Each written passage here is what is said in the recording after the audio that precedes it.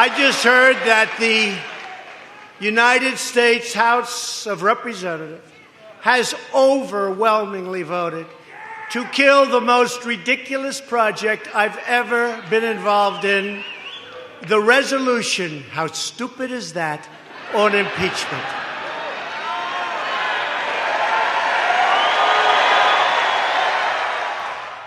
And joining the debate tonight is liberal commentator Roosevelt Mitchell and comedian and blogger and host of the Katie Halper Show, Katie Halper. Thank you both so much for being here. Roosevelt, I do want to start with you.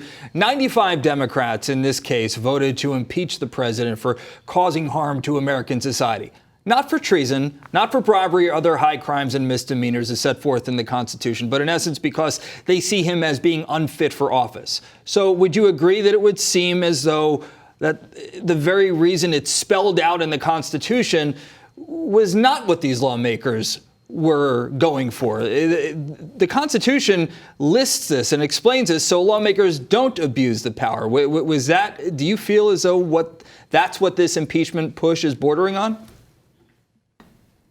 Well, I have to agree with Pelosi on this one with, not trying to proceed with impeachment because of some of the stuff that you just explained. It's not clear cut. And if a failed impeachment attempt on the president, I think all but guarantees his reelection. Because, as you can see from last night's rally, these kind of attacks against the president, when they are failed, they just excites his base and, brings his party closer together while the Democratic side is split.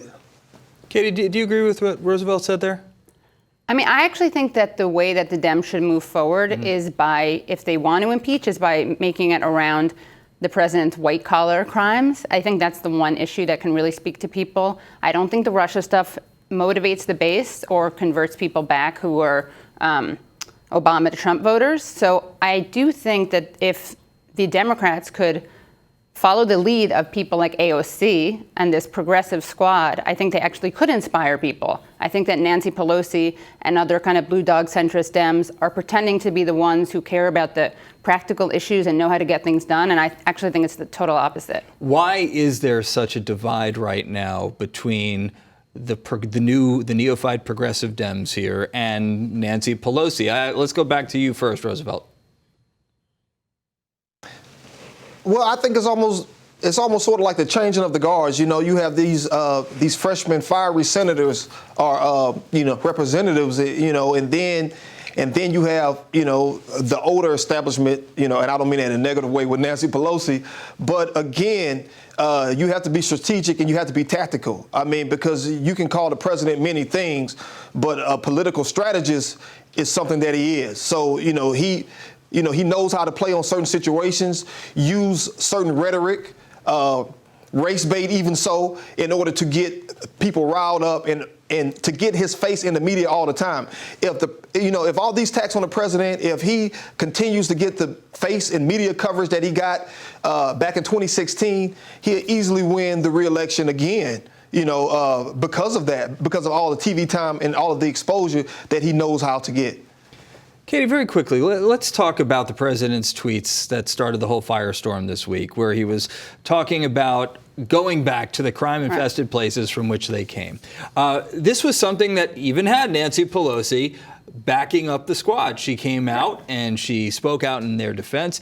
However, what's interesting here is actually it all led to the vote of condemnation that the tweets were racist. But let's go back to last week, because last week you had a totally different scenario where it was AOC who seemed to infer that Pelosi was discriminating or singling out this squad based on their color.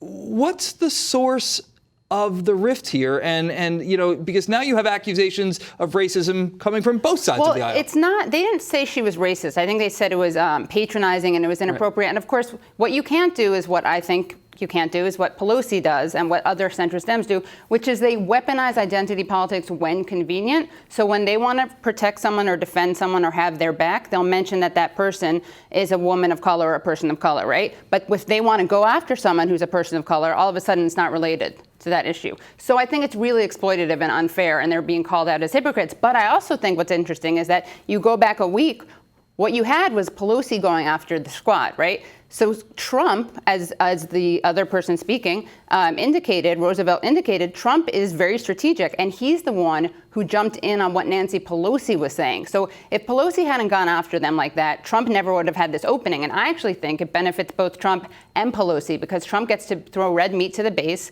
in a very disturbing way, and Pelosi gets to look like this hero just for saying we don't like racism. But what about the bread and butter issues that she's claiming are the important ones? Like Roosevelt said, the Dems now don't talk about the bread and butter issues. They don't talk about how Trump is selling out the American worker, and that's what actually could move votes. Roosevelt, do you think that Speaker Pelosi is unfairly singling out the squad? No, I don't think she unfairly singled them out. I think, over the one bill that they did not vote on, she didn't even call out their names, but she did, say something about them. But then, once the squad reacted, and said what they said, Pelosi stated that she was dropping it, leaving it alone. And then again, that's when Trump interjected in order to make them the face of the Democratic Party, which is why I think that this whole impeachment measure, that had just come up on Tuesday, Roosevelt Mitchell, on the tail end sorry of to this. cut you off. We have to leave it there. Roosevelt and Katie, thank you so much for being here.